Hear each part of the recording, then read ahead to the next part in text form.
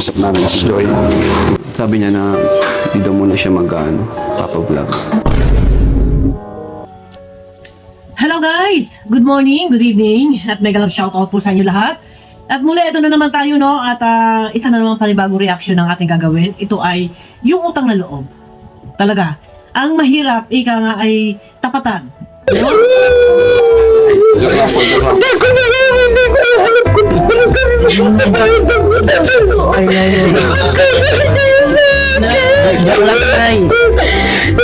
Ayun guys, naging maramdamin ang nanay ni Joy. Mega love shoutout po sa lahat ng ating mga minamahal na viewers.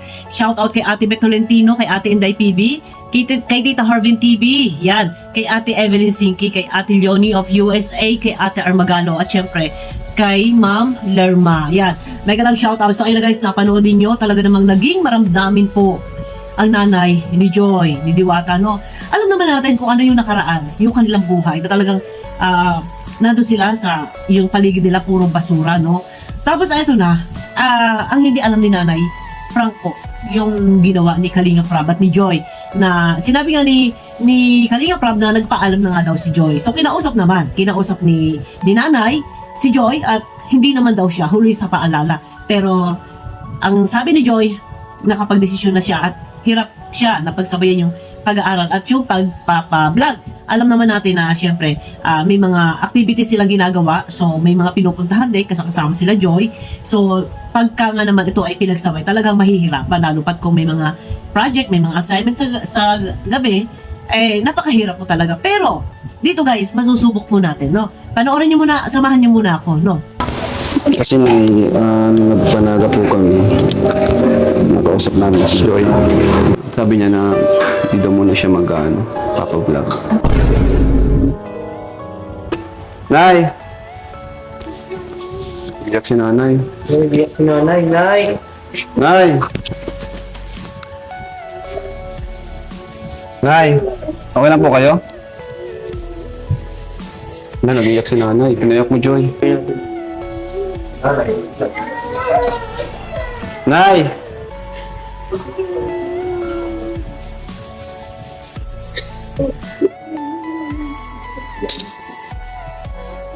Nay! Nay,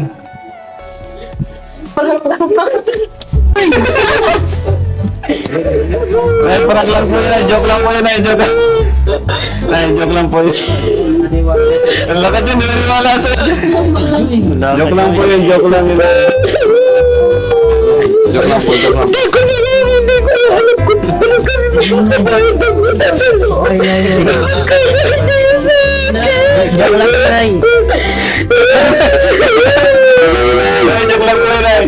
Prank lang po yun. Iyak talaga. Iyak si nanay, grabe. Gusto na grabe yung ano ni nanay, no? Anong nangyari, nay? Hindi, grabe yung ano niya, yung talagang kaya niya binibigyan ng halaga yung ano. Ito tayo na eh. Dito. Mainit na. Iyak si nanay, oh. Ayun na guys, sikat natin ang video alikapon ni Kalinga Prab, at maaari nyo pong puntahan sa kanyang YouTube channel. Yung iban mga hindi pa nakapanood, mapapanood nyo po yung kabuuang video sa YouTube channel po ni Kalinga Prab. So dito guys, mararamdaman ninyo kung gaano yung sigaw ni nanay na hindi nga nila alam kung paano makakabayad ng utang na loob. Alam nyo, yung salita, ito talaga nakakatouch po to, nakakaano ng damdamin to. Yung salita pa lang ni nanay, na sinasabi niya na hindi nga niya alam kung paano makakabayan ng utang na loob, na sila ay napabahayan, nasagip sila dun sa klase ng kanilang hikahos ng pamumuhay.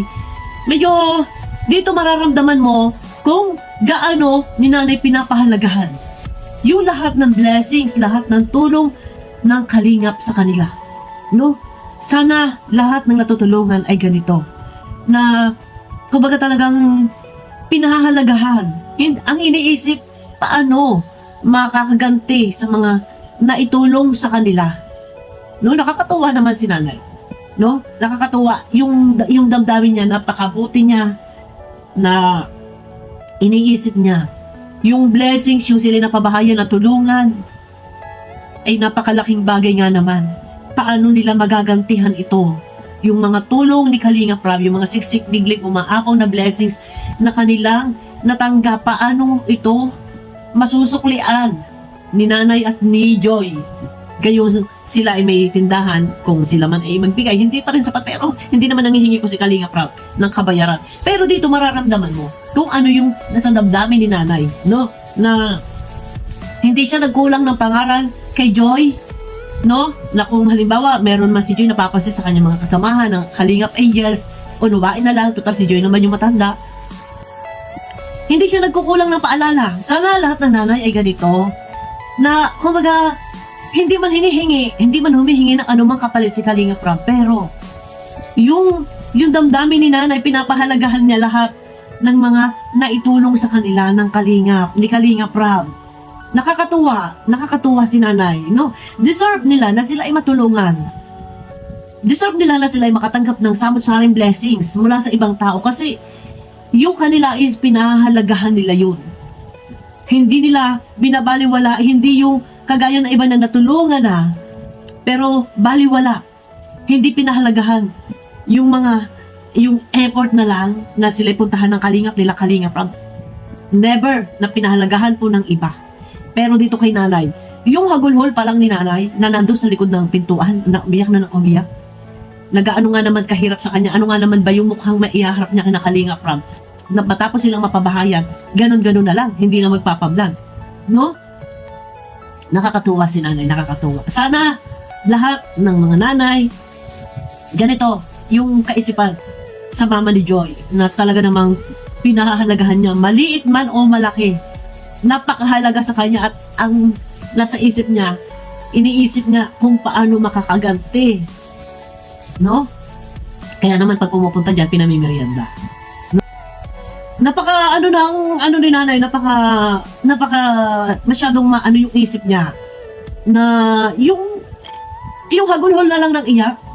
Pati naman ako naiyak din sa panonood ko, kasi hindi ko ina-expect na, akala ko nung una totoo na kinakausap ni Nanay ni Joy, si Joy. Sabi nga ni Joy, nag-explain na siya kay Kalinga Prab, kinausap na nung nagpunta ng Naga. Paniwala si Nanay na hindi niya akalain na ito ay frank lang. Pero kagandahan talaga nito, sana lahat ng mga natutulungan ganito po. Ganito yung pagtrato sa Kalingap, na talagang hindi, kumbaga, kahit maganda yung kanilang pagtanggap sa Kalingap, hindi pa sapat para kay Nanay, no? Ang lagi iniisip kung paano nga makakaganti ang kabayan sa mga ipinalasapin na sa kanila ng Kalingap, no? Guys, yun nga, sa mga hindi pa nakapanood, panoorin niyo po. Kasi talaga dito, deserve nila ni Nanay na makatanggap ng samot-saring blessings.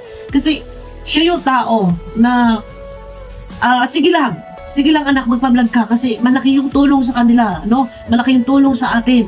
Ano yung mukhang ihaharap natin? Matapos tayo mapabahaya, tapos yun, magpapaalam ka. Hindi naman ako nagkulang sa iyo ng paalala. Ano, di ba? Ang dami yung sinasabi ni Nanay. Panoorin niyo po, at nakakatuwa kasi pinagsasabihan niya si Joy, bakit ka ganyan? Bakit ka ganyan? Umiiyak na si Nanay, bakit ka ganyan? Anong mukhang iharap natin? Kay Kalinga Prab. Tapos nandun nag-iiyak na doon sa likod ng pintuan, no? Ang tagal-tagal ng iyak noon, no? Pati naman si David, umiiyak na din, no? Pero ano ko kay Nanay, napakabuti ng kanyang puso. Marunong siyang tumanaw ng utang na loob. Hindi man ito hinihingi ng Kalingap tanawin ng utang na loob, pero alam ni Joy, alam ng mama ni Joy kung ano yung kanilang ikangay dapat maipamalas, no? Sa Kalingap, kila Kalingap Prab. Doon pa lang makikita na. Doon pa lang talagang parang sa ipinamalas ni Nanay, parang sobra na-appreciate ni Kalingap Prab.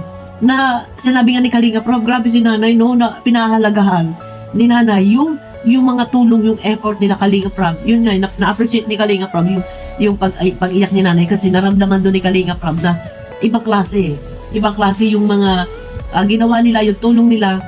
Tapos gano'n nga, hindi magpapablog si Joy. Siyempre, sabi ni Nanay, ano yung mukhang iharap, hindi nga alam kung paano makakabayad, no? Yung ibig sabihin, makakabalik, maibabalik yung mga naitulong. Yan, nakakatuwa naman. Nakakatuwa po talaga. Yan na. Guys, suportahan po natin. Suportahan niyo po guys yung video ni Kalinga Prab. At talaga naman tunay na mapapaiyak kayo, no? Sa inasal po ni nanay na talagang ang damdamin niya ay bakit ganon anak? Bakit ka nagbago? No? Ayun. Hindi naman ako nagkulang ng paalala sa iyo. Oh, di ba? Nakakatuwa naman, nakakatuwa ito si nanay. Pero deserve nila na sila napabahayan. Ito yung ganito yung may mga busilak na puso, may yung talagang damdamin nila na makatao, marunong magpahalaga, maliit man o malaki. No? Ayun na guys, panoorin niyo po, suportahan po ninyo ang mga video ni Kalinga Prab, ni Kuya Balat, ni Ruel of Malalag. Yan, at saka isama na rin po natin dito si Kalingap Dan. Yan, yung sa iba nga pala guys, si Kalingap Dan, sana mapansin din ng iba kasi si Kalingap Dan kasi ay napakasimpleng tao, napakatahimik, no? Pero si Kalingap Dan po ay may pabahay na. Yan. Si Ruel of Malalag, si Kalingap Prab, si Kalingap Dan. Yan. Yung tatlong yan. Kasi si Kuya Bad, pag-graduate na po yan eh. No, supportahan po natin si Kalingap Dan. At maaari niyo pupuntahan ang kanyang YouTube channel. Napakatahimik na tao kahit anong mga issue ng kanyang tatay. Never yan na sumasali or nagsasalita. Ayun na guys! Kita-kita tayo sa aking next video ha. Ingat po kayo palagi. At paalaala ko lang guys, baka po meron nangangailangan ng bananas o subscriber, PM nyo lang ako at matutulungan ko po kayo guys na mahit 1K subscriber. Ayun, mega love shoutout po sa inyo lahat guys. Bye!